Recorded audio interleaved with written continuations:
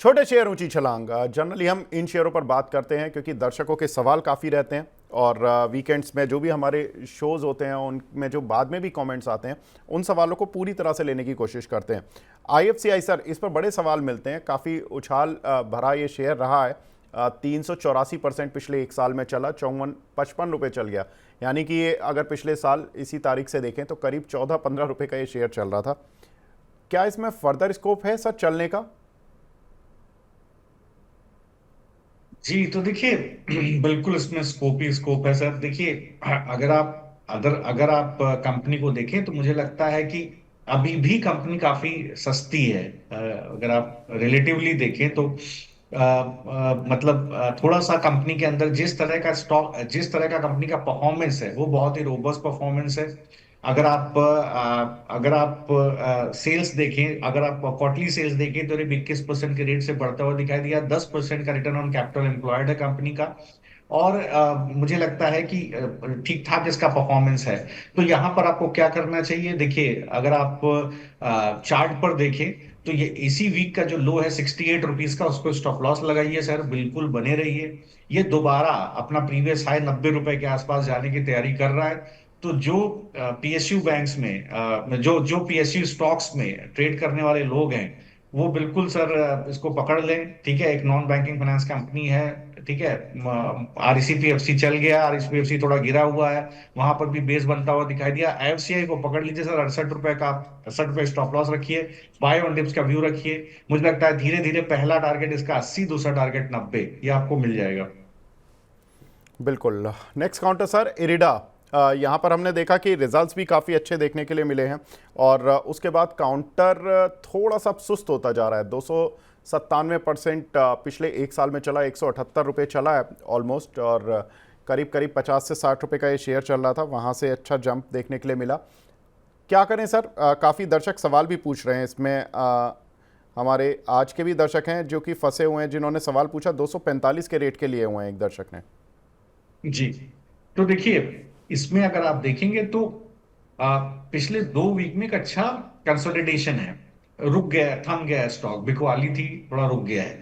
तो अगर आप देखें तो 20 वीक एक्सपोनेंशियल मूविंग एवरेज का 230 के पास एक डिसेंट सपोर्ट है, स्टॉक को भी 240 का भाव है। जब तक वो ना तोड़े, अगर आप फंसे हुए हैं तो मैं आपको बता रहा हूं, if you are trapped, don't exit till 230 is breached. 230 के टूटने तक बिल्कुल इंतजार कीजिए सर। बड़ा मूव कब आएगा? जैसे ये पिछले वीक का कंसोलिडेशन जोन 250 को तोड़ेगा, बड़ा मूव आएगा, बिल्कुल बिंदास होल्ड कीजिए। अब आप फिर उसके बाद आपको टारगेट मिलेगा 270, ऊपर की तरफ 300। लेकिन इसको 250 को तोड़ना होगा, नीचे 230 का स्टॉप लॉस रखिए और बने रहिए। बिल्कुल। तो यहाँ पर सर ने टारगेट्स बता दिए, स्टॉप लॉसेस बता दिए कि कहाँ पर आपको बने रहना और कहाँ पर आपको शेयर में पोजीशन बनानी है। आरईसी और पीएफसी सर, आरईसी पर वैसे हमने बात कर ली सर, फिर भी एक बार बता दीजिए, आरईसी और पीएफसी इन दोनों में से कौन सा बेहतर और किन लेवल्स के लिए अप्रोच करना चाहिए? जी तो देखिए, अगर आप आरईसी और पीएफसी को देखें, मुझे लगता है बिल्कुल अगर आप अभी भी चार्टिकली वीकनेस कहीं नहीं है। अगर आप लंबे चार्ट्स पर देखें तो वीकनेस नहीं है। इसी वीक का जो लो है, जो बेस था इसका, वो 560 है प्रिसाइजली। लेकिन इस वीक का जो लो है 575, उसको आप आरईसी में स्टॉप लॉस लगा लीजिए और बने रहिए। बड़ा मूव कब आएगा? जैसे ये 600 रुपए के ऊपर चलना शुरू करेगा, इसमें आपको एक ठीक ठाक मूव देखने को मिल जाएगा।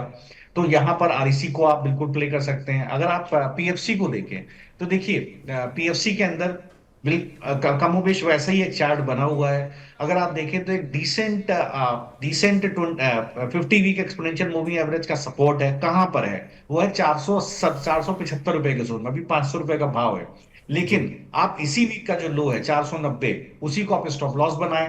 और स्टॉप लॉस बना करके आप 490 का स्टॉप लॉस बना करके आप खड़े हो जाएं।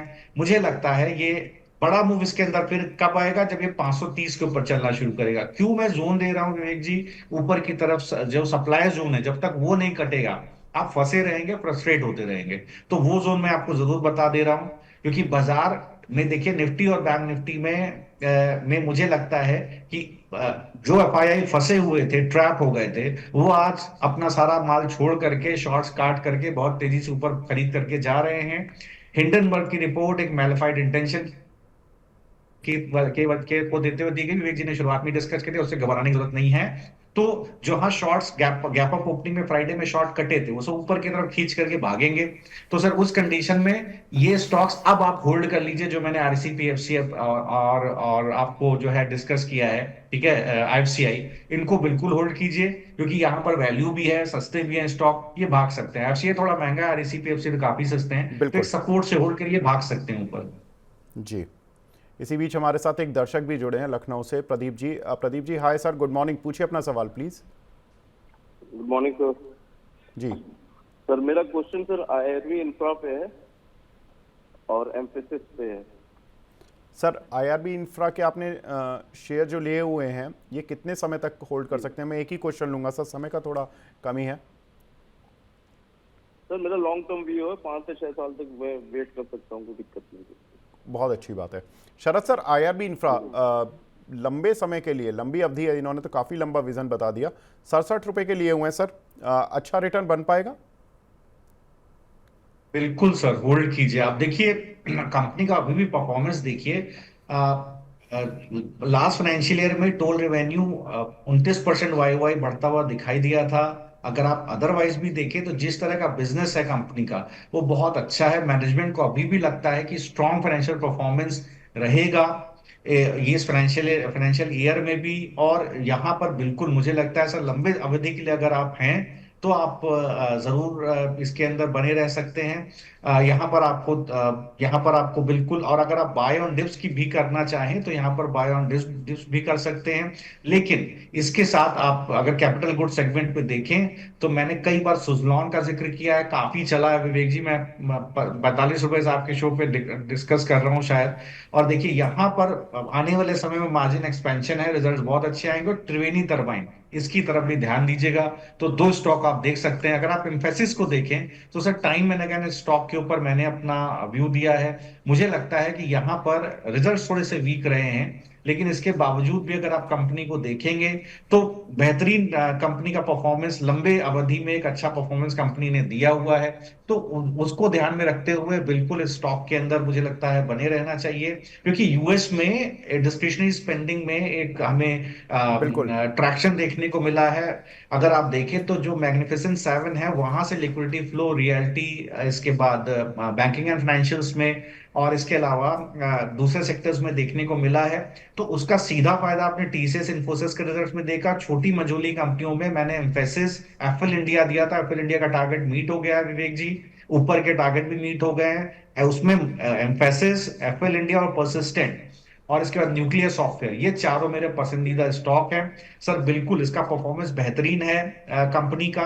अगर आप देखें तो जो बीएफएस की पाइपलाइन है वो 7% क्वार्टर एंड क्वार्टर बढ़ती हुई दिखाई दे रही है। बिल्कुल सर, एम्फेसिस में भी आपको होल्ड करना चाहिए। गिरावट आए, खरीदारी कीजिए। 2690 का भाव है अभी। नीचे की तरफ हो सकता है 2600 रुपए तक फिसल जाए, क्योंकि रिजल्ट से पहले काफी चल गया था। तो मुझे लगता है कि बाय ऑन डिप्स का व्यू रखिए सर। 2600 रुपए तक भी खरीदिए। अगर आप 1 1.5 2 साल का व्यू रख रहे हैं तो आने वाले समय में आपको 3500 रुपए के भाव इसमें देखने को मिल सकते हैं। कुछ एक दर्शकों के भी सवाल भी लेते हुए चलते हैं। शशि पांडे जी का सवाल है डीसीएम लिमिटेड पर सर, इन्होंने 106 रुपये के लिए हुए हैं और गेल 229 रुपये पर लिए हुए हैं। दोनों ही सवाल ले लेते हैं, क्योंकि डीसीएम लिमिटेड इसलिए कि लास्ट वीक अंशुल जी की कॉल भी थी इस काउंटर पर, और बांग्लादेश में जो टेक्सटाइल से जुड़ा हुआ जो प्रॉब्लम आ रहा था उसको लेकर वो देकर भी ये कॉल बताकर गए थे हमारे दर्शकों के साथ। डीसीएम में क्या करें सर? और गेल चूँकि रिजल्ट्स के बाद उतना ट्रैक्शन नहीं आया काउंटर पर, क्या करें सर? जी, तो देखिए डीसीएम लिमिटेड में बिल्कुल होल्ड कीजिए। मुझे लगता है कि अच्छा बेस है। ये वीक हो सकता है थोड़ा बहुत कंसोलिडेट हो जाए, गिर जाए 104 रुपए तक। अगर गिर जाता है तो आपको उसी जोन में देखना है कि आपको खरीदना है। वो जोन अगर टूटेगा तो दिक्कत है, वो जोन पर अपना स्टॉप लॉस लगा के रखिएगा। अगर 104 के पास सस्टेन होता है तो 117 के भाव भी आपको ऊपर की तरफ देखने को मिलेंगे। अगर गेल में आप देखें तो रेजिलियंस बना हुआ है विवेक जी, बिल्कुल इसके अंदर बने रहना चाहिए। 220 के पास एक अच्छा सपोर्ट है, तो बाय ऑन डिप्स का व्यू रखिए। अगर एक एग्रेसिव स्टॉप लॉस रखना चाहते हैं तो 225 के पास रखिए। मुझे लगता है कि ये दोबारा 250 की तरफ जाने की कोशिश करेगा। तो यहां पर बिल्कुल मुझे लगता है कि बने रहना चाहिए सर। बिल्कुल, तो यहाँ पर बने रहना चाहिए। दो काउंटर सर, एक है सुजलॉन पहले इस पर बात करूंगा। लगातार चलता जा रहा है, रिजल्ट्स काफ़ी शानदार देखने के लिए मिले।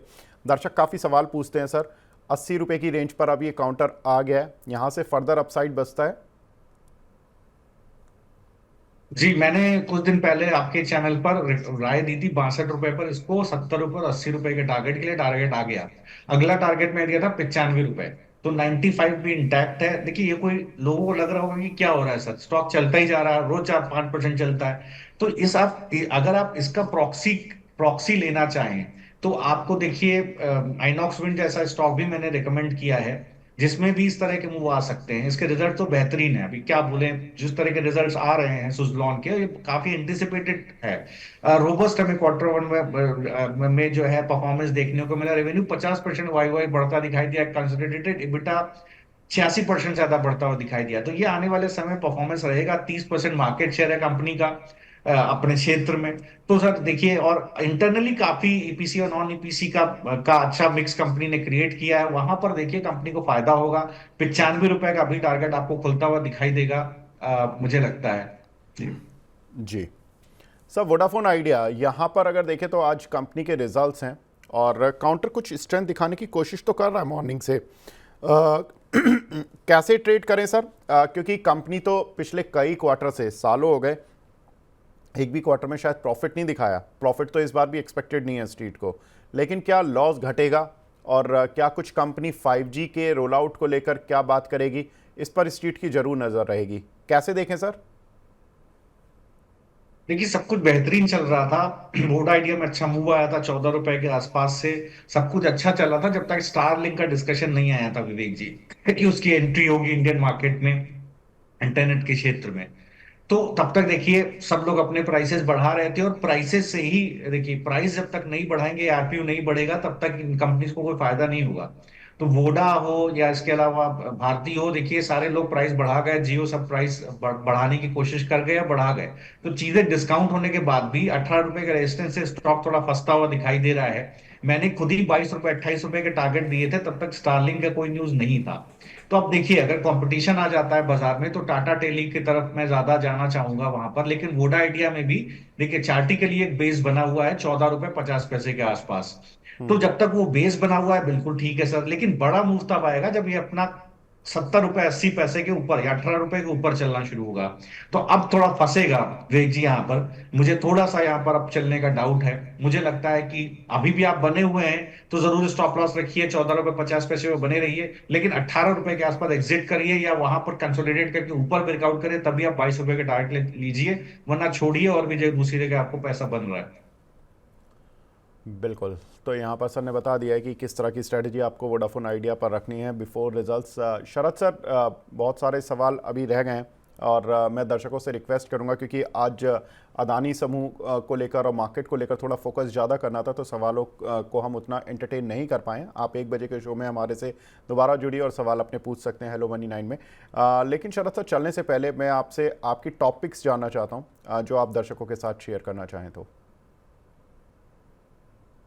जी, तो देखिए, टॉपिक्स में अगर आप लेंगे तो वैसे तो अगर आप देखें, मुझे कोरोमंडल इंटरनेशनल मैंने पहले भी कई बार जिक्र किया है, मुझे लगता है यहाँ पर बड़ा मूव बनता हुआ दिखाई दिया है। दूसरा, मन्नापुरम, यहाँ पर एक अच्छा मूव दिखाई दिया है, और जुबलेंट फूडवर्क जिसके रिजल्ट्स आए हैं।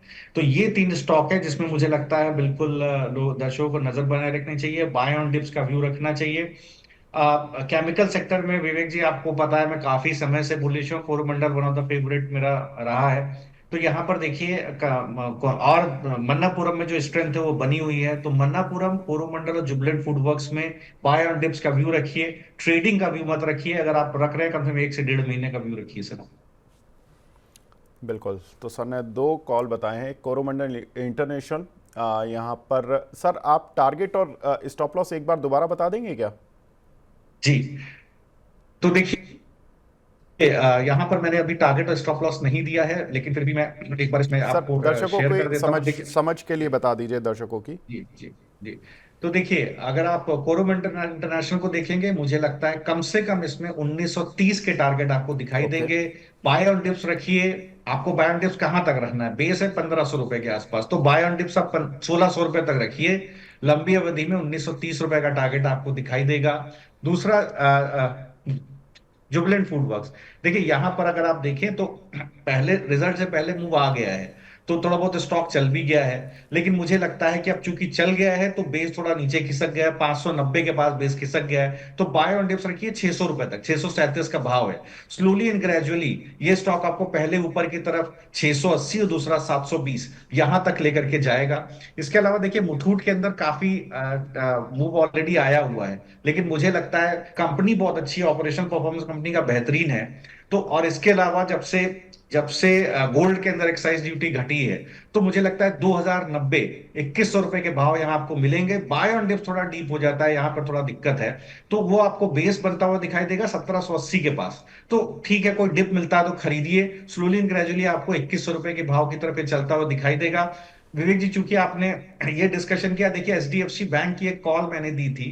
जी मुझे बिल्कुल। लगता था कि एचडीएफसी बैंक में जो ट्रैक्शन है वो 1722 रुपए तक जाएगा, बहुत ज्यादा स्ट्रांग है। लेकिन अब वो चूंकि चल गई है, तो मैं आपको फेडरल बैंक की एक कॉल देता हूं सर, 200 रुपए की out of the money call. Trading perspective से 2 रुपए 40 पैसे का स्टॉप लॉस रखिए। मुझे लगता है करीब ये 3.5 रुपए और 4 रुपए के टारगेट के लिए फेडरल बैंक की कॉल की 200 रुपए के आउट ऑफ मनी कॉल में भी ट्रेड किया जा सकता है। बैंक निफ्टी में रिलेटिवली थर्सडे फ्राइडे और में जबरदस्त शॉर्ट कवरिंग दिखाई दी थी एफआईआई की तरफ से, तो यहां पर मैं federal bank Nifty HDFC call मैंने शेयर की थी थर्सडे को, वो उसके टारगेट मीट हो गए सर, तो आज फेडरल बैंक की कॉल देके जा रहा हूं। बिल्कुल, तो यहाँ पर सर ने फेडरल बैंक की कॉल इनिशिएट की है, और एचडीएफसी बैंक में सर मुनाफा वसूली कर लें? नहीं, मुझे लगता है एचडीएफसी बैंक में बिल्कुल सर बने रही है, 1640 की कॉल तो इन द मनी हो गई है, लेकिन मुझे लगता है ये धीरे धीरे करके कहीं ना कहीं 1720 की तरफ चला जाएगा। एचडीएफसी बैंक काफी स्ट्रांग है। बिल्कुल, एक न्यूज़ फ्लो भी आना है इसमें इस वीक में। जो एमएससीआई में वेटेज है वो कितना बढ़ेगा या नहीं बढ़ेगा, उसको लेकर एक अपडेट शायद इस वीक में आता हुआ दिखाई देगा एचडीएफसी बैंक पर। वहाँ पर मार्केट की नज़र रहेगी, और एचडीएफसी बैंक आज बैंक निफ्टी को हरे निशान में लाने में भी समर्थ रहा है। और शरद सर की कॉल आप स्क्रीन पर देख सकते हैं, कोरोमंडल इंटरनेशनल, यहाँ पर 1930 के टारगेट, 1743 रुपये अभी चल रहा है काउंटर। दूसरा सर ने फेडरल बैंक बताया, और एक जुबिलेंट फूड वर्क, यहाँ पर 637 रुपये के चल रहा है शेयर, 720 रुपये। अच्छे रिजल्ट्स आए हैं, काफ़ी शानदार नतीजे हैं, मुनाफा 100% बढ़ा, जिसकी वजह से काउंटर पर रिएक्शन भी है। फेडरल बैंक यहाँ पर सर का जो टारगेट है वो काफ़ी बड़ा है, लगभग डबल का है, तो यहाँ पर अभी आप टारगेट के लिए अप्रोच कर सकते हैं। साथ ही महेश सर की जो 2 कॉल्स थी उनको भी एक बार देख लेते हैं। आस्क ऑटोमोटिव, जहाँ पर कि सर ने बताया कि 400 रुपये के आसपास इसको खरीदें, और 450 और 500 की रेंज तक इस काउंटर में अपनी मुनाफा वसूली कर सकते हैं। जेटीएल इंडस्ट्री, यहाँ पर 221 रुपये पर उन्होंने कॉल दी, और 300 रुपये तक के मैक्सिमम टारगेट है। शॉर्ट टर्म, मीडियम टर्म और लॉन्ग टर्म तीनों ही टारगेट्स उन्होंने दिए हुए विद स्टॉप लॉस। तो आप इन सभी काउंटर को छोटी और मीडियम टर्म के लिए आप अप्रोच कर सकते हैं। शरद सर, आप हमारे साथ जुड़े सर, बहुत बहुत शुक्रिया हमसे जुड़ने के लिए और अपना प्रीशियस टाइम देने के लिए।